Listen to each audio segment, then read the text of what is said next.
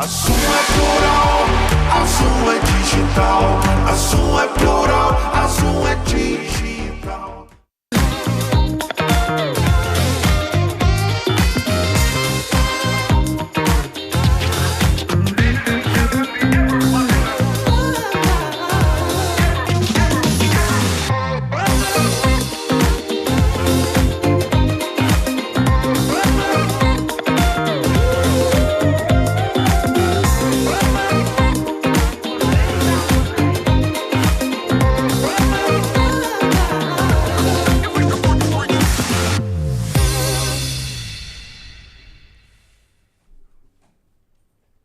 Olá, sejam todos muito bem-vindos ao Zoom Debate. Estamos aqui, eu sou Roosevelt Conci e vamos essa semana novamente trazendo um tema de muita relevância. Um tema que, por certo, você que fica aí esperando para que possa ter conhecimento do que nós vamos debater, e às vezes pode pensar que o que nós estamos trazendo não tem muito a ver com você. Vou dizer, já vou te antecipar, que mesmo que você pense que não tem a ver diretamente com você, é um tema que com certeza hoje faz parte de uma problemática nacional que às vezes a gente passa à margem e a gente está debatendo pouco. A gente debate muitos temas que são de relevância, mas tem temas que são cruciais às vezes que a gente deixa de debater, porque não são temas da modinha talvez, né? Mas é um tema que diz respeito a todas as famílias e que, por certo, diz respeito, quando diz respeito a todas as famílias, diz respeito à sociedade. Vamos lá, então. Hoje, os Zoom Debates, nós vamos encarar uma das questões mais graves e persistentes da nossa realidade, que é a questão do trabalho infantil. Enquanto o mundo avança em tantas áreas, ainda convivemos com a triste estatística de que no Brasil cerca de 1.800.000 crianças e adolescentes entre 5 e 17 anos são submetidas a um trabalho infantil. Esses números, um retrato cruel de uma sociedade que, por vezes, fecha os olhos ao sofrimento daqueles que deveriam ser protegidos a qualquer custo. Trabalho infantil não é cultura, não é tradição, não é responsabilidade precoce, é exploração. É o roubo do direito de brincar, de aprender e de aprender acima de tudo e de querer sonhar e de ser permitido sonhar. É a perpetuação da pobreza, da desigualdade e da exclusão. É uma ferida aberta que compromete o futuro de todos nós. E não podemos aceitar essas desculpas. As leis existem, o Estatuto da Criança, do Adolescente, a Constituição e outras tantas leis são claras. Mas por que ainda vemos as crianças em semáforos, em canaviais e em lixões? Na televisão, isso às vezes é muito comum. Mas e nós? Por que permitimos que a infância de tantos seja trocada pela sobrevivência? No programa de hoje, vamos debater as causas desse problema, que, por certo, impacta e traz impactos devastadores. Mais importante, as soluções que podem transformar essa realidade. Convido, a partir de agora, você a refletir, a agir, porque proteger nossas crianças é de um dever que, com certeza, é a única forma de construir uma sociedade justa. Mas um debate começa agora. Convido a você a permanecer com a gente para que você possa, aí sim, participar desse debate através do conhecimento, porque o nosso propósito, por certo, é democratizar o conhecimento através de dados e informações que, por vezes, pode até chocar você, mas que, ao término do programa, você vai sair uma pessoa, com certeza, diferente. E trago aqui hoje duas especialistas e, acima de tudo, pessoas que trabalham nessa causa no seu dia a dia. Eu estou aqui hoje com a doutora Mariane Monterani Silva, procuradora do trabalho, e que, com certeza, ela é formada pela Faculdade Cenecista, pós-graduada em Direito Tributário pelo Instituto Brasileiro de Estudos Tributários. Mas eu falo dessa forma, mas acho que mais importante do que trazer um currículo formal da doutora Mariane, acho que é importante que ela se apresente, para que ela possa dizer quem ela é, um pouquinho da sua vida e como é que ela chegou até aqui e como é que ela desenvolve o seu trabalho. No decorrer, nós vamos apresentar a nossa outra debatedora, e aí vamos começar o nosso debate. Aguarda só um minutinho. Doutora Mariane, seja muito bem-vinda, é um prazer estar conosco aqui. Mariane por Mariane. Quem é Mariane? Que eu já vi que pelo esse sotaque não é aqui um pouco da nossa região, mas com certeza desse Brasil continental. Olá, obrigada, Roosevelt, pelo convite. É uma honra estar aqui representando o Ministério Público do Trabalho. É difícil falar, né, quem é a Mariane, né? Somos sujeitos em constantes mudanças. Atualmente, eu sou procuradora do trabalho aqui em Nova Friburgo. A nossa procuradoria aqui abrange 9 municípios. Sou formada em Direito já há algum tempo, não vou entregar aqui. E pelo Ministério Público, eu já trabalhei no Pará há algum tempo, em Campos dos Goitacazes, e sou apaixonada pelas lutas dos direitos sociais, sobretudo no que envolve direitos das crianças e adolescentes. O sotaque entrega, né? Que eu sou de Minas Gerais, sou do sul de Minas, de Varginha, uma cidade famosa também, conhecida cidade do ET de Varginha. Já fica aqui o convite para visitarem Varginha e conhecer. Nós temos um museu lá também que conta a história na época quando teve o incidente. Não fui eu quem avistei, eu não vi nada. Na época eu era pequenininha. Enfim, estou aqui em Nova Friburgo, já vai fazer um ano. Muito feliz de estar aqui junto com a colega Rosângela, que é servidora aqui do município. Estamos trabalhando em conjunto para promover a erradicação do trabalho infantil. Já vejo que vocês vieram preparadas para esse momento, né? Chega de trabalho infantil, é o que vocês estão vendo, com certeza, aí na camisa das nossas debatedoras. Eu tenho aqui comigo ela que já esteve aqui nesse programa e faz um belíssimo trabalho no município, aqui na região, que é a Rosângela Cassano. Rosângela Cassano é advogada, pós-graduada em Direito Civil, docência superior, mestrado em Penal, membro da comissão da OAB Mulher e participa aí do Conselho de Políticas Públicas e é coordenadora do CRES. Rosângela por Rosângela. Quem é a Rosângela? Falar de pet eu sei que tem a ver, né? Eu falava antes de nós abrirmos aqui, que na semana passada nós tivemos uma convidada, quando ela se apresentou, ela falou que era mãe de pet. As pessoas às vezes, alguns não entenderam, né? Mas a Rosângela, falando porque a Rosângela também sempre gostou muito de pet, de animais. Seja muito bem-vinda, Rosângela, prazer. Eu que digo, estou muito prazer em estar aqui, muito obrigada pelo convite, prazer estar aqui com a doutora Mariane. A Rosângela é amiga, né, do Rússio há muitos anos, realmente também amante dos pets, inclusive o Lordinho foi cabo eleitoral por anos. Pois é, muitos anos, muitas histórias. Mas eu estou aqui hoje não só como advogada, mas como serventuária pública de anos de carreira. Hoje estou coordenadora do CRES, que é um dos equipamentos da Secretaria de Assistência Municipal. Que trabalha com violações de direito e rompimentos de vínculo. Estou aqui representando a nossa secretária, Nicole Cipriano, e, logicamente, né, o executivo, através do prefeito Johnny Maicon, que está nos dando uma estrutura de trabalho nos últimos 4 anos, para que a gente possa cada vez mais trabalhar nos programas, criar estruturas para atender e para minimizar essas problemáticas sociais que, como disse muito bem o Roosevelt em sua abertura, tem a ver com todos os cidadãos, porque isso influencia as famílias, o comércio, o dia a dia, o turismo, a própria educação. Então, esse assunto é muito importante. Muito obrigada pela oportunidade. Vamos logo, a gente sempre fala, doutora Mariane e Rosângela, aqui, o início, a gente faz a chamada contextualização. A gente traz todo mundo que está ali, né, do lado de lá, para a nossa mesa. Tá? Nós falamos que isso aqui é um programa de rádio, que tem câmeras e nós não precisamos ficar preocupados com ela. Mas é um debate, é uma mesa de debate. Então, antes de nós começarmos no que efetivamente, no desdobramento, acho que é importante a gente falar do tema em si. Quer dizer, existe ainda trabalho infantil no Brasil e o que é esse trabalho infantil para que a gente possa, com linguagem bem fácil e tal. Por favor, doutora Mariane. Vou tentar esclarecer, não numa linguagem jurídica.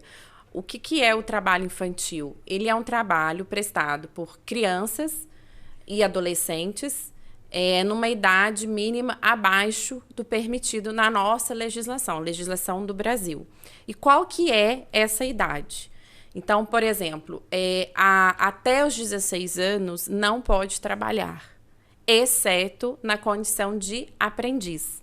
Né? Então, o pessoal costuma... Aqueles programas se chamam Jovem Aprendiz, do Sistema S, que o adolescente ele vai continuar frequentando a escola, ele vai aprender uma profissão e vai ter uma renda.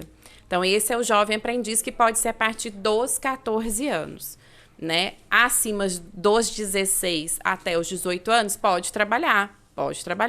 Só que não pode ser um trabalho noturno, não pode ser um trabalho insalubre, perigoso ou que afeta ali a saúde desse adolescente. Então, às vezes, a gente costuma, né, uma cultura popular, porque não pode... Não, pode trabalhar. Né? Abaixo de 18 anos pode trabalhar. A partir de 16 a 18 tem esse condicionante, que é um trabalho que não pode ser, por exemplo, em construção civil, não pode trabalhar como coletor, né, de resíduos sólidos, mas ele pode trabalhar. E a partir dos 14 como aprendiz, porque nós temos que garantir para esse adolescente a frequência à escola, uma renda, um trabalho decente, formal, que ele não precisa sair da escola para complementar a renda ali daquela família, né? Então, essa é a regra hoje no Brasil. Isso é importante a gente esclarecer. E dentro disso, essa questão do trabalho infantil, hoje no Brasil, que eu costumo falar, o trabalho infantil é uma chaga social, porque o que a gente encontra hoje de trabalho infantil são as piores formas de trabalho infantil. Quais são as piores formas? São várias, mas quais são as principais que a gente identifica aqui no Brasil, que o Ministério Público recebe essas denúncias? Por exemplo, em operações de trabalho escravo, é muito comum encontrar adolescentes, 14, 15 anos, trabalhando em condições degradantes, sequer recebendo um salário. Então, isso é muito visível. Morei no Norte, morei em Marabá, por mais de 3 anos, e isso acontecia, né? Isso era visível aos olhos. Então, nos resgates, já aconteceu de ter resgates de trabalhadores abaixo de 18 anos. Então, esse é um exemplo, trabalho escravo. Outro exemplo, trabalho infantil doméstico, né? Por que que não pode trabalhar com menos de 18 anos? Porque cuidar de uma casa, cuidar de criança, é uma grande responsabilidade. Então, nós não podemos delegar essa responsabilidade para uma pessoa que está se formando. Outro tipo, trabalho em ruas, né? Trabalhar em ruas, o que a gente vê crianças vendendo balas em semáforos, pedindo dinheiro, mendigando.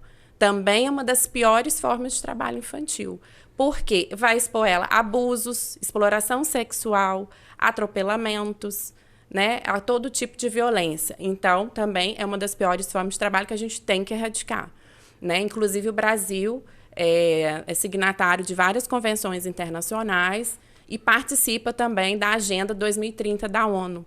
Nós temos o dever de erradicar o trabalho infantil até 2030, né? Esses objetivos. Por favor, e complementando, que muitas das vezes a criança ou adolescente ele não está diretamente na venda, mas ele é usado como escopo para a venda. As mães, os pais ou até mesmo abusadores, porque são pessoas que usurpam, né, dessas crianças, utilizam como se fossem parentes, trazem consigo crianças e adolescentes para poder sensibilizar para a venda. E outro que também hoje já se enquadra pela legislação é a questão do tráfico de entorpecentes, que pela questão de hierarquia de organização, também é considerado trabalho infantil. Nova Friburgo tem uma característica, nós temos aqui algumas estatísticas que nós trouxemos desde 2012, e com a diminuição, né, que dentro do caráter preventivo nós estamos na cartilha, nós que eu digo, Nova Friburgo foi apresentado, recebeu um prêmio recentemente como caráter preventivo pela diminuição, não só em números, mas logicamente que ainda existem, mas os números são muito pequenos em relação ao que se apresentava. Então, hoje o município de Nova Friburgo está nas boas práticas, né, recebeu um prêmio recentemente pelo Estado, porque Nova Friburgo tinha uma história, acho que o Roosevelt, como ex-prefeito, primeiro presidente, né, do Conselho Municipal da Criança e o Adolescente, né, em 1990, A primeira eleição, né, feita publicamente, nós tivemos aqui, doutora, nossa eleição, a primeira eleição aqui do Conselho, 6 mil eleitores em Nova Friburgo. Bastante. Então, acho que foi muito significativa à época, né? Então, Você era vice-prefeito, né, na ocasião, e quando foi feito todos esses trabalhos a longo prazo, nós tínhamos uma característica específica das nossas crianças e adolescentes. Nós tínhamos aí, para as pessoas que moram em Friburgo e se recordam, aquelas carrocinhas com animais, com cavalinho, com animais onde eram crianças que estavam trabalhando. Animais na Praça do Suspiro, que tinham crianças trabalhando. Os engraxates, a Praça Getúlio Vargas tinham muitos engraxates, crianças trabalhando. As caixinhas com bombons, brigadeiros, balinhas, crianças trabalhando. E algumas organizações que, mesmo que com muita boa intenção, muitas das vezes se enquadravam como violadores de direitos. Por quê? Porque não tinha aquela atenção devida para a orientação. Até porque criança não tem que ter carga horária, não tem que carregar peso, não tem que ter obrigatoriedade, como bem disse a doutora Mariana. Ela tem que ter, na sua idade escolar, a possibilidade de estudo, o acesso escolar e a possibilidade de viver a sua existência. E até porque o Estatuto da Criança e do Adolescente, em seu escopo maior, logo no início, diz que a proteção integral da criança e do adolescente é um dever não só da autoridade, mas da sociedade no âmbito geral. Eu queria trazer aqui as doutoras, para que a gente pudesse também ajudar na construção do debate, dados recentes do PNAD, contínuo 2023, diz o seguinte: redução de 14,6% em relação a 2022, mas ainda o número são alarmantes. Setores principais: agricultura com 21,6%. Comércio e reparação, interessante, algo aqui que eu queria trazer como curiosidade, para que vocês possam depois falar. Aí vem comércio e reparação de veículos, né, com 26,7%. Perfil: 63,8% são meninos, 65,2% são pretos ou pardos, né, e 47%, doutora, estão no Nordeste. Então eu queria que vocês pudessem discorrer um pouquinho sobre esses números, se está dentro da realidade, ou outros números também que possam estar favorecendo até o próprio debate, para que a gente possa trazer como alerta. Como eu vi aquela coisa, reparação de veículos, aquilo me chamou também a atenção. Né? É interessante, houve de fato uma redução do trabalho infantil, mas ainda nós temos muito a caminhar, né? E é interessante esse recorte de raça, porque eu falo que o trabalho infantil no Brasil ele tem cor, né? Mais de 60% são pessoas negras. Então, quer dizer, a gente precisa pensar também as políticas públicas, né, criá-las e implementá-las com foco também nesse recorte de raça. Porque a maioria dessas crianças em trabalho infantil são pessoas negras. E em relação a essa questão até de reparação, o que eu trabalhei muito em Campos dos Goitacazes, a gente recebia muita denúncia no MPT, de trabalho em lava-jatos. Lava-jatos. Porque são produtos químicos, né, que eles têm que manusear ali na lavagem dos carros. Então, isso também é uma das piores formas de trabalho infantil, porque ali tem um risco. Como eu falei, a partir de 16 anos pode trabalhar, mas não sujeita a esses riscos, né, de que machuca a mão, enfim. Agora, aqui em Nova Friburgo, me chama a atenção, eu estou aqui há pouco tempo, essa questão da agricultura, né? Porque a gente sabe que a população mora, né, na zona rural, trabalha e reside na zona rural. Então, é algo também que nós estamos em alerta quanto a esse trabalho, que pode ser um trabalho invisível, né, de crianças e adolescentes que podem, às vezes, estar trabalhando, acham que estão ajudando a família e, na verdade, estão ali trabalhando. Eu queria trazer um elemento aí, contribuir na fala.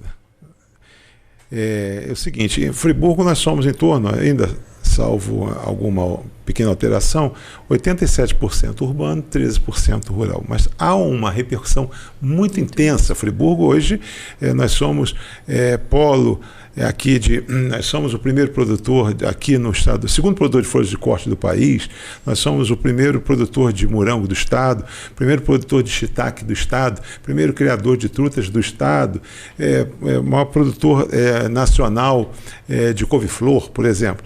Há uma repercussão muito intensa, mas também aí dentro disso, dentro dessa lógica, dessa grandeza, há, por consequência, um sindicato, né, de agricultura familiar também muito forte. O entorno, talvez, creio eu, pela relação que nós temos aqui com a Associação Comercial, hoje ocupa a presidência da Cianf aqui, em torno de 1.500 sindicalizados na agricultura familiar. O Brasil, essencialmente, quase que é agricultura familiar. Queria trazer essa fala. Por quê?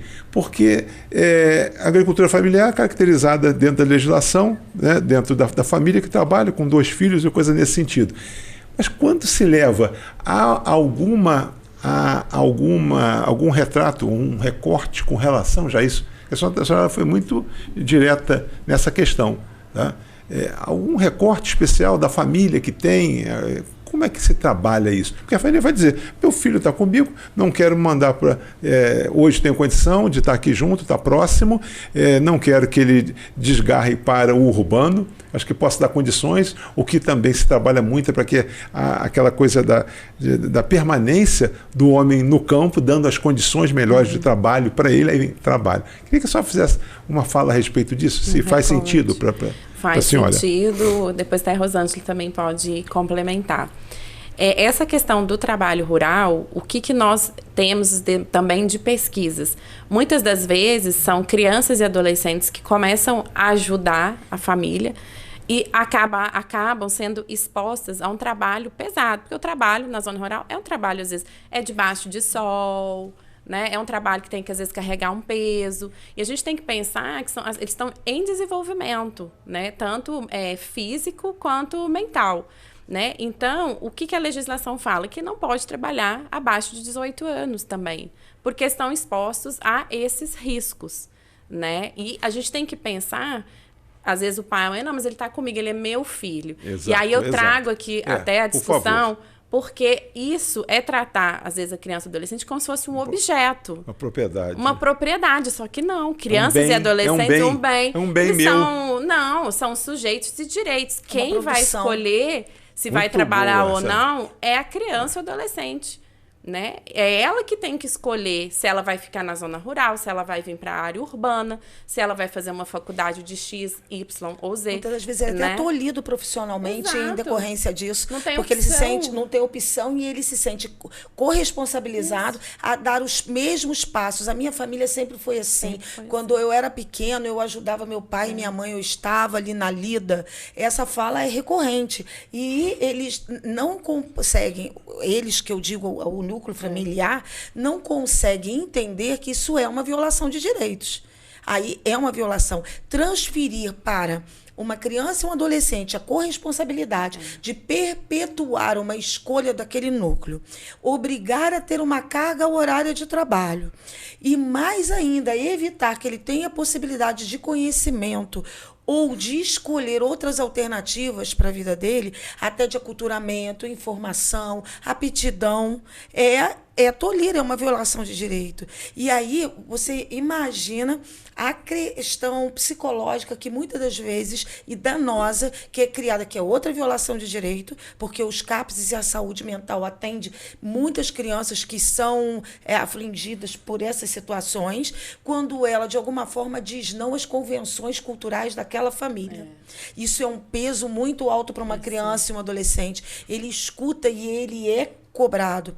Nova Friburgo hoje tem um olhar para quem para essa população flutuante que passa pelo município, porque nós temos famílias e núcleos familiares que vêm de outros municípios para aqui exercitar o trabalho infantil. Infelizmente, nós já estamos detectando isso de outros municípios.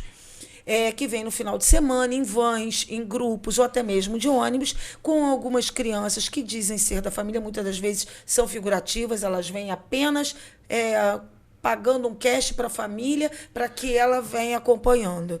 Doutora, aconteceu comigo, né, no final de semana passada. Eu estava no Rio num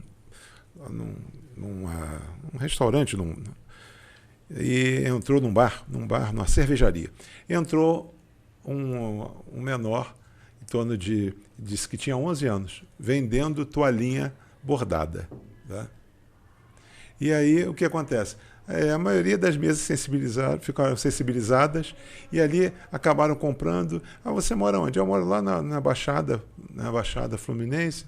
Mas cadê sua mãe e seu pai? Eu falei logo, a primeira pergunta que eu fiz, sua mãe e seu pai? Não, eles estão vendendo também aqui na rua. Tá? Mas sozinho, menor, né? Uma situação dessa. Estou falando porque a gente é bom, muito interessante, que eu vou já entrar em outra questão, aproveitando já, porque o debate são vocês. Dizendo o seguinte, até um certo momento, eu mesmo, eu sou advogado e tal, mas a gente, culturalmente, a gente sempre ouvia falar o seguinte, não se pode deixar a criança com o trabalho infantil, porque ela perde os anos iniciais da vida dela, mas se tiver numa escola, né, então as pessoas colocavam muito na questão da escola, ela tem que estar na escola, então parece que a escola é o salvo-conduto, né? É o alvará, é o habeas corpus daquela criança. Queria que só trouxesse essa questão aqui, desse relato que eu lhe trouxe, desse caso lá do Rio, e também essa questão aqui da escola, né? A escola, essa proteção, tendo a escola. Sim, sim. Até só arrematando essa questão da agricultura familiar, sim, não, porque só para a gente arrematar que, na verdade, quem tem que decidir a vida são os infantes. Né? A família não pode impor àquela criança adolescente uma responsabilidade de prosseguir com aquela atividade econômica ou mesmo de complementar a renda dentro de casa. Né?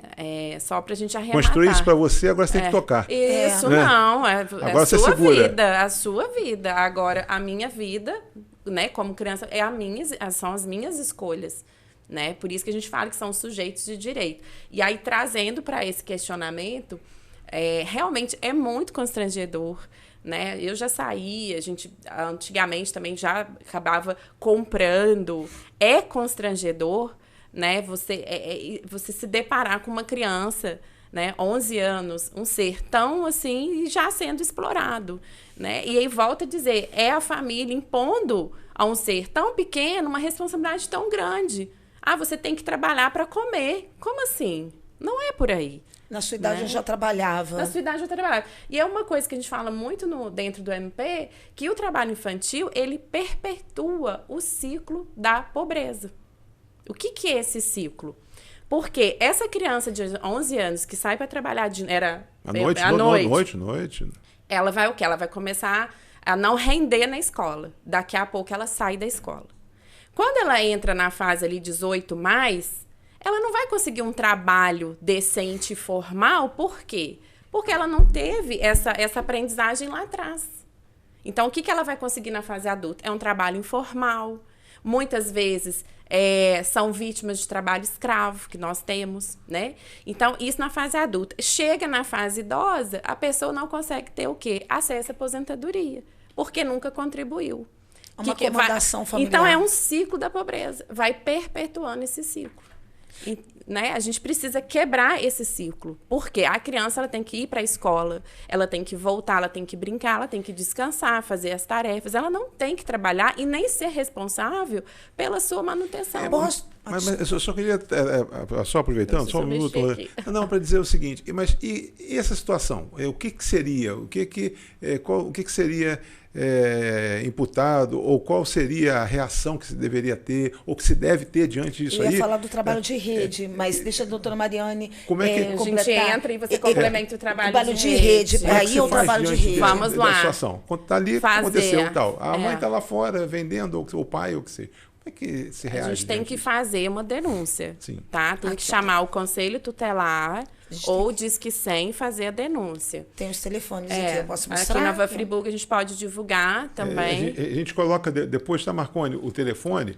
Precisa denunciar, porque até o MPT no Nordeste fez uma campanha junto com a MP estadual. Não dê esmola, doe esperança. O que essa campanha fala? Não é para dar esmola, não é para comprar. né, nada dessas crianças, porque isso incentiva a exploração dela. Isso acaba incentivando a exploração. O que se deve fazer? Primeiro, denunciar, né, para o Conselho Tutelar, tem um Disque 100, no site do MPT a gente também recebe denúncia. Porque a partir da denúncia entra o trabalho da rede, que aí acho que a Rosângela vai explicar melhor, porque é para auxiliar essa família.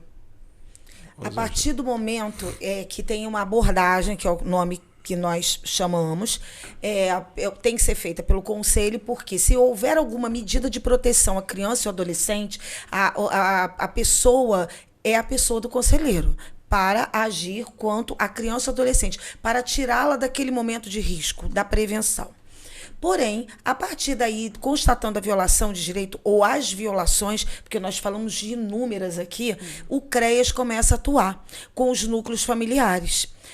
E como? Através de uma equipe, com psicólogo, assistente social, há visitas domiciliares, chamamento dessas famílias, dos núcleos para conscientização, prevenção, para trabalhar com esses núcleos.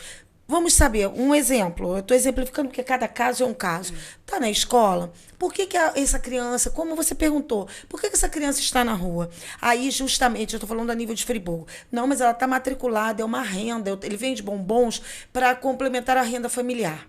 E aí a gente vai trabalhar o convencimento, a explicação, a orientação dessa rede familiar de que essa complementação não deva existir, pelo menos se tratando de criança e adolescente. Aí ele vai falar, mas o meu filho fica em casa sozinho. Mas ele vai ficar sozinho em casa? Por que ele está sozinho? Nós hoje temos o marco regulatório com o trabalho de contraturno, de acolhimento em 9 instituições. Que a gente vai... Está precisando de saúde mental? Por que está acontecendo? Tem o contraturno para que ele não fique. E a gente pode orientar e encaminhar através dos CRAs. O CRAs também faz o trabalho de fortalecimento de vínculo, com reuniões continuadas com as famílias. Também faz visita, trabalha com as famílias. Nós fazemos encaminhamentos que nós chamamos de referência contra referência para o mercado de trabalho.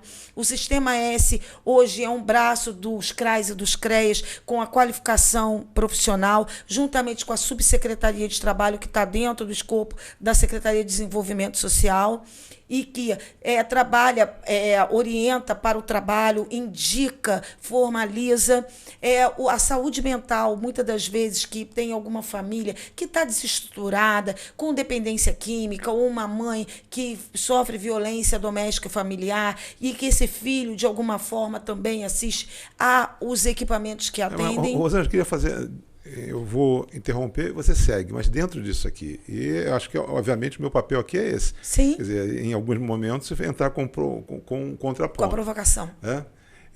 Não é de acusar. Mas Sim. Existe o mundo real e o mundo ideal. Né? A gente sabe que na sociedade fala, poxa, está ali prendendo, está ali denunciando alguém que não tem emprego, que tá sobrevivendo, vai levar, vai... Nos conselhos, há repercussão, as pessoas estão fazendo essa denúncia. Não vamos tirar dali, está tirando, é como o ambulante, né? O vendedor ambulante que está com mercadoria, estão tirando a mercadoria dele, coitado. Então tem essa coisa muito do coitado, essa coisa da sociedade. O que você está dizendo é o seguinte, há uma estrutura muito organizada para aqueles que vão se socorrer ou eventualmente numa situação. Mas o que efetivamente acontece? Por quê? Porque senão nós vamos falar o seguinte, olha só, aquele comerciante permitiu que aquela criança entrasse. Tá? Aí nós vamos falar o seguinte, vamos punir o comerciante. Quer dizer, não vão punir o comerciante, acho que é educar o comerciante. Educar o comerciante. Mas a questão é o seguinte, porque sabe-se, alguns não permitem, mas outros sabem que de alguma forma está contribuindo. Né? Então eu queria só para que vocês pudessem passar, qual é o mundo real hoje que está acontecendo? Diante de tanto que hoje de estrutura que se tem à disposição. Então, complementando, tem exatamente o PET. O PET para o Ministério Público e para o Judiciário, ele tem o trabalho não só de penalização, mas também de trabalhar a rede, que aí a doutora Mariane pode falar melhor. Por isso que essa aproximação com o governo municipal através da assistência social. Nós estamos fazendo parcerias em ações. Então, dentro do PET, que hoje está se organizando no município, nós temos assistente social, abordadores, nós fazemos abordagens semanais. Não é uma vez por semana, todos os dias vamos em locais diferentes. Então, hoje, se você me perguntar quem é o adolescente que está em tal lugar, nós temos um mapeamento, a gente sabe. Então, a gente faz uma abordagem, faz o relatório, o assistente social vai saber, vai buscar o endereço do familiar, faz o contato com o conselho tutelar, não fica só na corresponsabilidade daquele que denuncia, mas é a responsabilidade nossa também de saber e buscar aonde essas pessoas e oferecer os serviços que estão disponíveis. E aí a gente inclui no PAEF, a gente faz abordagem. Já aconteceu da gente ir visitar algumas famílias e ver que realmente não tem uma aposentadoria, falta comida. Hoje nós temos o cartão alimentação, não tem burocracia, ele já está disponível dentro dos CREAS. Então, nessa visita da equipe técnica, mãe, por que você está passando fome? Porque meu marido está desempregado? Porque eu não tenho como pagar aluguel? Muitas das vezes tem crianças com espectro autista que precisa de uma alimentação específica ou diabético. Então, o cartão alimentação hoje facilita porque não dá o carboidrato, né? Vai comprar o que aquela criança precisa. Então, todo esse trabalho de rede é realizado pela equipe do PET. Por isso que o PET está se organizando, porque dentro do trabalho só findando a minha fala, recentemente, junto com o Ministério Público, nós estamos fazendo exposições com temas, explicando o que é o trabalho em locais públicos aqui no shopping de Friburgo, abrindo para as pessoas trabalhando de direitos humanos. Doutora Mariana vai ministrar uma palestra, nós estamos indo a outros lugares para falar. Nós estamos democratizando a informação através do acesso. Eu trouxe aqui vários materiais que eu vou passar com cartilhas que a gente disponibiliza, palestras, encontros e a orientação para todos que até estão nos assistindo, que esse Disque 100 ele vai para o CREAS. E aí a gente provoca o trabalho de rede. Doutora Mariana. Me deu um start aqui, mas antes de eu falar, até deixar um recado para as empresas, mas duas coisas, né? Aqui a gente costuma ver muito o Ministério Público como órgão repressivo, acusador, enfim. Hoje o Ministério Público brasileiro, ele tem esse viés também resolutivo, que é o quê? De incentivar, induzir essas políticas públicas, de criação, de execução de políticas públicas. Então, aqui hoje, a gente vê um Ministério Público resolutivo, atuando junto com o município, que é o responsável por executar essas políticas públicas de erradicação do trabalho infantil. Porque nós também, né, como Ministério Público, a gente tem esse papel também, né? E em relação ao PET, é interessante, esse programa de erradicação do trabalho infantil, eu acho muito interessante quando a Rosângela fala, porque quando ele foi criado, acho que foi em 93 ou 96, ele foi criado pelo governo federal para retirar crianças de carvoarias no município de Três Lagoas, em Mato Grosso do Sul. E hoje a gente traz esse programa de lá para cá, o quanto evoluiu, né? O quanto evoluiu. Porque pensar crianças trabalhando em carvoarias, né? Um ambiente extremamente tóxico, né? Então, eu fico muito feliz desse programa ter evoluído e hoje, chega a denúncia, a família ali toda é atendida pelo sistema de assistência social. Só para trazer aqui o PET, né? PET é o programa Erradicação ao Trabalho Infantil, apoio financeiro e ações estratégicas para prevenção e combate, campanhas de conscientização, trabalho infantil que ninguém vê, né, destacando a invisibilidade de alguns setores. Ministério Público do Trabalho, né, fiscalizações, medidas legais contra empregadores que exploram crianças. Tópicos, né? A senhora falou com relação a dar um recado para as empresas. É verdade, porque o que acontece, esse trabalho que a assistência social faz, quando chega adolescentes a partir de 14 anos ou 13, está próximo de completar 14 anos, ele já pode ser contratado como aprendiz. Então, essa alegação, precisa de renda, né? Ele vai poder trabalhar por meio do contrato de aprendizagem. E é aqui que entra a responsabilidade das empresas. Então, eu quero também chamar que as empresas de Nova Friburgo que cumpram a cota de aprendizagem. O que é essa cota? né? Existe um artigo na legislação trabalhista que impõe a contratação desses adolescentes a partir de 14 anos por meio do contrato de aprendizagem, né? Então, tem um mínimo de 5% até o máximo de 15%. Então, aqui em Nova Friburgo, hoje, o Ministério Público do Trabalho, a gente está fazendo esse trabalho de resolução, chamando as empresas que não estão cumprindo a cota para contratar esses adolescentes, dando preferência para esses adolescentes que estão sendo atendidos pela assistência social. Porque é uma forma dele sair do trabalho infantil, uma das piores formas, entrar no mercado de trabalho formal, ter uma renda, continuar indo na escola, aprender uma profissão. E é importante complementar que nós todos da Secretaria de Assistência Social temos, principalmente no CREAS, a nossa equipe hoje em maioria concursada, então pela continuidade do serviço público, que a própria Constituição fala, né, porque antes você treinava, qualificava o profissional e não tinha continuidade do serviço público. Sim. Né? Hoje nós temos essa continuidade, então isso dá uma segurança, não é para o serventuário, mas é para aquele que vai necessitar do serviço. Então, o profissional qualificado, capacitado, porque a capacitação tem que ser continuada para as atualizações, para as falas, e isso quem ganha é o usuário. E aí, Roosevelt, nós temos, está nos sendo facultado, né, nesses últimos 4 anos, capacitação continuada. Nesse último ano, dentro das nossas estatísticas, a nossa equipe do CREAS, que é composta por 14 pessoas, nós participamos de 35 capacitações. Hoje, a nossa assistente social, que é referenciada no PET, está fazendo capacitação no estado do Rio, do PAEF, que é justamente do que acompanha, para poder se aperfeiçoar. E isso é super importante, porque, como você disse, muda o perfil dos usuários, as necessidades, né? Começou com a carvoaria. Hoje, nós vamos para o trabalho na rede social.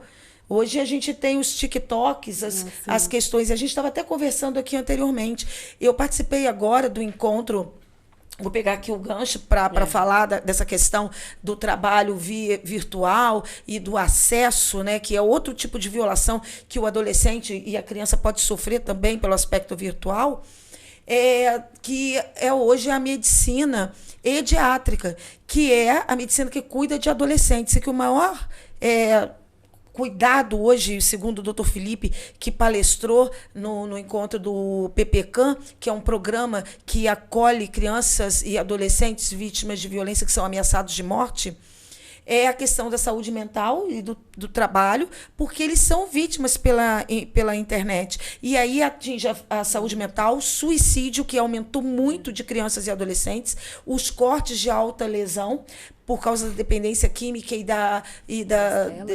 das telas, do vício das telas, porque hoje é tudo pelas telas, né? Então é importante essa capacitação. Nós estamos aqui estruturando não só o CREAS, mas o PET, através da Secretaria, repito, de Assistência Social, mas é importante que trabalhemos juntos, porque se essas informações ficarem só lá dentro, nós não vamos atender o usuário. E é muito importante para a gente ter o Ministério Público. Às vezes as reuniões são presenciais, são online. Eu estou aqui dando uma satisfação ao seu público que assiste aqui a TV Zoom, de como hoje trabalhamos em conjunto, o quanto isso é importante para estreitar os serviços, para minimizar o sofrimento daqueles que precisam. Doutora Mariane, eu vou trazer aqui uma questão. Quais são as principais razões que levam as famílias e crianças a essa situação no Brasil? Ponto. Aí dou sequência com o seguinte: a pobreza e a desigualdade influenciam isso? Porque a gente está falando o quê? De uma chaga que está voltada para um grupo social, alguma coisa. Queria que fosse dado uma fala um pouco mais esclarecedora nesse sentido, né? Eu posso responder dando um exemplo Total. Prático? Poxa, que bom. O ano passado, eu tive uma colega do Ministério Público. Ela tem um trabalho de doutorado que ela fez com adolescentes infratores por tráfico de drogas, né? Eles estavam aqui no Rio de Gaze, né? Que eles são apreendidos vendendo drogas. Então, ela fez uma pesquisa com esses adolescentes, no Degás, acho que foi Mato Grosso do Sul, a minha colega de lá, fez uma pesquisa com esses adolescentes que ficam cumprindo apenas o socioeducativo. E ela focou nos adolescentes do regime fechado, semiaberto, porque a maioria dos adolescentes, estou trazendo um contexto, que estão cumprindo essas medidas socioeducativas, a maioria, mais de 80%, estão ali pelo tráfico de drogas. Sim, é verdade. E isso também é aqui no Rio. Então, isso já traz uma informação. Porque eu costumo dizer, o tráfico paga bem. Paga bem. Isso ela constatou na pesquisa dela. Tá? Paga bem. Não exige formação. Ainda tem carreira. Eles entram no tráfico com um cargo menor e aí vão ficando, se nada acontecer, né? Porque normalmente são apreendidos, são mortos. Então, assim, o que a gente percebe? E a gente pegar esses adolescentes que estão cumprindo a medida socioeducativa, eles não são de famílias ricas, nem de classe média, são de famílias pobres. Então, a questão hoje do trabalho infantil, e eu trago de volta, uma das piores formas que o tráfico de drogas é uma das piores formas de trabalho infantil, é a questão da desigualdade social. Porque nós não vemos adolescentes no Degás, cumprindo as medidas socioeducativas, de famílias ricas, nem de classe média alta. Mas aí o impacto... Isso é um dado. Isso aí, eu não quero interromper, quero agregar.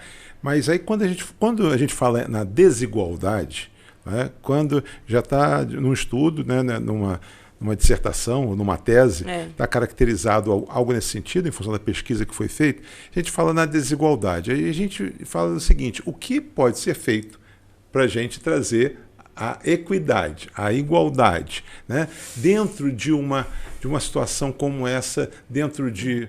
Então, só para que a gente possa já começar a ser provocativo. Sim, podemos falar da medida socioeducativa, que é acompanhada pelo CREAS. Sim, é um problema estrutural que não tem uma resposta única. A gente não consegue resolver essa questão do tráfico de drogas e adolescentes que são apreendidos com uma solução. Numa canetada. Numa canetada. Mas algo está sendo feito. Eu acho que a Rosângela pode falar e eu posso falar também. E a sociedade, eu acho que é importante também o seguinte, nós temos a estrutura, mas a sociedade, de que forma a sociedade efetivamente, ela pode e deve contribuir. Porque o que a doutora Mariane passou aqui para a gente é dizendo o seguinte, o tráfico tem carreira, o tráfico tem remuneração bastante razoável. Atrativa. Exatamente. Como é que você vai competir, né, num mercado formal com esse mercado informal e que ceifa vidas aí com muito cedo? É complexo. Posso complementar? Não, deve. O Degás, assim, até para os leigos que está nos assistindo, só para entender, né? Quando o jovem é apreendido, ele deve ser imediatamente apresentado ao ilustre membro do Ministério Público, para aí começar os procedimentos. Se ele for apreendido depois da pena, né, porque ele não é apenado, ele se torna um jovem em conflito com a lei. Isso. A gente não usa o termo pena, apenado. Ele cumpre um determinado tempo, né? E ele vai para o meio externo. Aí ele pode cumprir LA ou PSC, que é liberdade assistida ou prestação de serviço à comunidade. E aí ele é encaminhado pela primeira vara de família, eu estou falando de Nova Friburgo, tá? Pela doutora Adriana, para cumprir esse acompanhamento da medida socioeducativa no CREAS. Então, hoje, o CREAS, onde eu coordeno e tenho essa equipe, PET, o PAEF, idosos, enfim, todas as violações de direito, nós atendemos hoje 95 adolescentes em medida socioeducativa. Temos uma cota de descumprimento e uma de cumprimento. Desses 95, como disse a doutora Mariane, realmente 90 são envolvidos com o tráfico de entorpecentes. Como é o nosso trabalho? Hoje o CREAS tem uma equipe composta de advogado, assistente social, pedagogo e psicólogo, que faz o acompanhamento sistemático na construção do PIA, que é o plano, né, de informações que a gente vai compondo junto com a vara de família. Então, numa semana, ele vai ser atendido pela pedagoga para saber se ele está estudando, se ele conseguiu vaga, se ele está conseguindo aderir aos serviços, se de repente ele vai precisar do EJA, porque a idade dele já está mais alta, então ele tem vergonha de ir para aquela escola, estudar com crianças menores. Então, todo esse trabalho é acompanhado. Respondendo a sua pergunta de como que a gente pode contribuir. O município contribui dessa forma através do CREAS, a Secretaria de Assistência. O advogado, ele não advoga, mas ele faz todo o link de orientação e encaminhamento para a Defensoria Pública ou advogado para acompanhar processualmente quando esse adolescente ele narra alguma violência institucional. Eu fui enquadrado por um policial, ou eu fui tratado dessa forma, ou eu não consegui atendimento adequado. Então, ele vai receber essa orientação. O psicólogo e o assistente social vão trabalhar com as vulnerabilidades. A família, e não só o adolescente, ele é dependente químico, ele vai precisar do CAPS, ele vai precisar do acompanhamento, da desintoxicação, do psicólogo, do psiquiatra, a família também. Tem o problema familiar de violência, então a família toda é cuidada, o CREAS faz todo esse acompanhamento. E aí, mensalmente, nós fazemos os encontros, que nós chamamos o encontro da medida certa. Tudo isso acompanhado por inspeção do Ministério Público, a doutora Denise está sempre presente, né, doutora Mariane, e a doutora Adriana Valentim, que também visita o CREAS, acompanha o trabalho, e trabalhamos em conjunto, com relatórios continuados. Tudo o que acontece com o adolescente é informado à vara de família, e dentro dessas informações. Nesses encontros, o que a gente trabalha? Formação de currículo, inserção social, questões de doenças sexualmente transmissíveis, orientação para que essa família não aumente de uma forma desordenada o número de filhos, porque nós temos adolescentes com 12, 13 anos que já são mães, né? ou pais, a gravidez. Temos aí a parceria da Secretaria de Saúde que nos acompanha para essa orientação, vacinação. Então, é dessa forma, mais uma vez, motivando a rede para que esse adolescente, o núcleo familiar, não se sinta sozinho. Então, uma coisa que já foi falado, mas eu queria que a senhora pudesse dar aí uma ênfase, é o seguinte: mitos e percepções sociais. Muitas pessoas acreditam que o trabalho infantil ensina responsabilidade. Como desconstruir essa ideia? Não é aquela coisa só para a gente poder ver o que... por quê? Porque trabalhando ele vai reconhecer desde cedo e tal. Queria que a senhora pudesse comentar só isso aqui. Eu vou fazer algumas falas e vocês vão, por favor. Desconstruir esse mito não é fácil. Mas existe. Existe. Isso tem um que é muito, eu sempre às vezes, mas é melhor estar trabalhando do que roubando, né? A criança, no caso. O que eu penso, e aí eu trago também uma ideia, né, para quem está nos assistindo. É como se a criança não tivesse outra opção. Ou ela trabalha, ou ela tem que trabalhar. E outra questão que eu trago aqui é por que é só a criança da família pobre que tem que trabalhar para criar responsabilidade? Por que não é, então, a criança da classe média ou a criança da família rica? Por que ela também, então, não trabalha para criar responsabilidade? Fica aqui essa reflexão. Por que é a criança da família pobre que tem que criar responsabilidade a partir dos 10, 12 anos de idade? Por que ela não pode brincar? Por que ela não pode estudar, fazer as tarefas, né, ter tarefas lúdicas? Então, muitas vezes, essa pergunta, ela vem só direcionada para as crianças de família pobre. Rosângela, aqui tem outra fala, o seguinte: quais os efeitos emocionais, aí estou falando já porque você tem lá tudo isso, efeitos emocionais e psicológicos do trabalho infantil a longo prazo, que você já tem visto, só para que a gente possa, isso é no sentido de provocar e às vezes até de chocar também quem está do lado de lá, para que possa dizer, uma acomodação social, uma destruição de autoestima, porque quando você cresce sem oportunidades e sem o poder de escolha, você não se torna um ser inseguro e desacredita em si próprio. Quando você vê que todas as oportunidades são minimizadas ou, de alguma forma, nem acessadas pelos seus próprios familiares, de alguma forma você cria um ser humano sem expectativas. Doutora, agora falando em questão de lei, mais propriamente dito, só para a gente fazer esse ping-pong aqui, o Brasil tem leis rígidas contra o trabalho infantil, mas ainda assim persiste, né? Onde estão os maiores desafios para a aplicação dessas leis? Uma boa pergunta. Bom, primeiro, conscientizar a população que é preciso denunciar. Né? Denunciar, por exemplo. Às vezes a pessoa encontra uma criança vendendo ali uma bala no semáforo, precisa denunciar. A denúncia precisa chegar até o Ministério Público, até o Disque 100. Essa denúncia precisa chegar até nós. Com a denúncia, aí vem a parte do Ministério Público, no caso, o Ministério Público do Trabalho. Nós chamamos ali, se for, no caso, a própria mãe, o pai que está colocando aquela criança para trabalhar, se não ajustar a conduta, a gente vai ajuizar as ações cabíveis. E, no caso, a gente depende também do Poder Judiciário para dar uma decisão célere e efetiva para o caso concreto. Agora, quando é empresa, normalmente, o que já chegou assim, nesse tempo que eu estou como membro do Ministério Público, normalmente a gente chama a empresa e a empresa acaba regularizando. Às vezes é falta de informação. Eu não sabia que não podia nessa função. Então, a gente chega, conscientiza e aquilo ali tem um fim, vamos dizer assim. Rosângela, você poderia citar, assim, nós temos exemplos de boas práticas já dentro, talvez, não sei se a doutora gostaria de responder, mas dentro do PET, o que estão fazendo a diferença, né? Com certeza. Então, Nova Friburgo, eu comecei, né? Nós começamos o programa falando dessa participação do PET, onde 92 municípios participam no estado continuamente. Temos o grupo de WhatsApp, reuniões frequentes. Tivemos, como eu disse, mais de 30 capacitações ao longo desse ano. O município de Nova Friburgo acabou de ser premiado por boas práticas, pelo caráter preventivo, porque hoje nós temos um número muito reduzido de crianças dentro do núcleo, ainda são importantes, mas não são como grandes centros e cidades vizinhas nossas, que tem um número altíssimo. Nós temos cidades muito pertinho de nós, que tem centenas de crianças,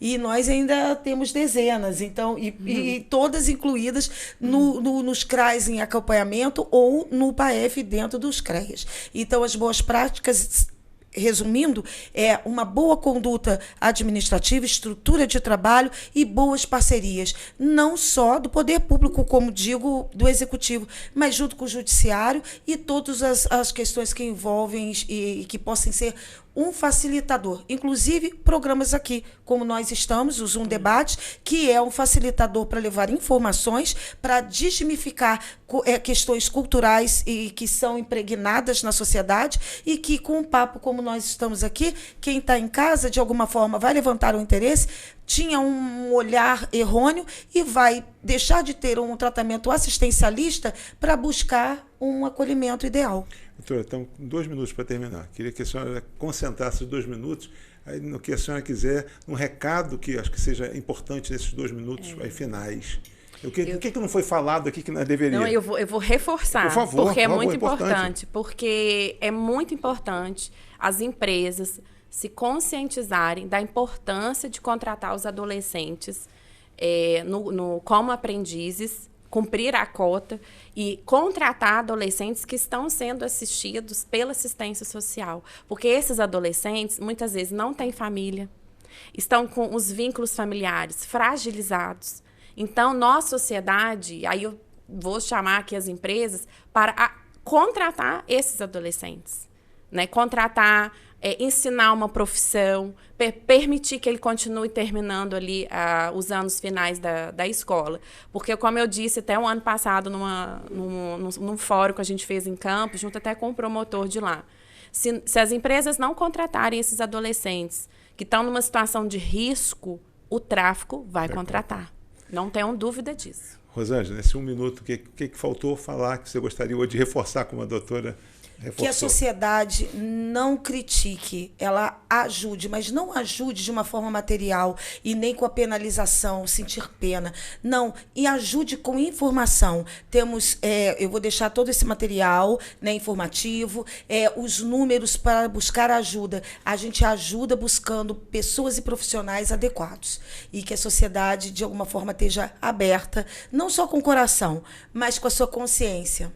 Doutora, nesses 30 segundos, alguma frase, alguma coisa, uma frase de efeito, naquela câmera ali que pudesse falar para as casas, para os empresários ou para quem a senhora, para as famílias, quer dizer, está à sua disposição para esse final. Bom, é difícil, é um tema complexo. Essa questão, não dê esmola, né? Doe esperança, doem para instituições, entidades que essas famílias estão cadastradas e denuncie ao Ministério Público do Trabalho, ao Disque 100, ao Conselho Tutelar, toda vez que os senhores e senhoras verem crianças e adolescentes sendo explorados. 30 segundos para você.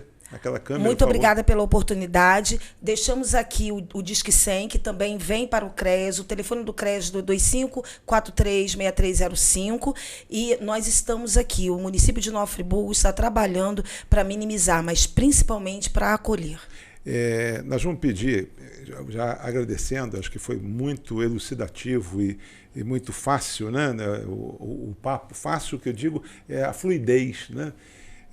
Mas eu vou pedir aqui ao pessoal da nossa edição, Marconi, para que você deixe a todo instante, é o 190? 100. É o 100? É o 100. É o Disque 100. Deixar na tela, por favor, deixar o Disque 100 o tempo inteiro. Disque 100. Porque as pessoas precisam, eu acho que o que cabe a esse programa é isso. Se só isso tiver ficado, né, doutora, eu acho que já foi. Acho que nós já avançamos muito, mas acho que com certeza ficou muito mais. Eu queria trazer no final, convidar a todos para que possam refletir sobre o papel que desempenhamos na proteção de todas as nossas crianças. O futuro de uma sociedade começa com uma infância bem cuidada.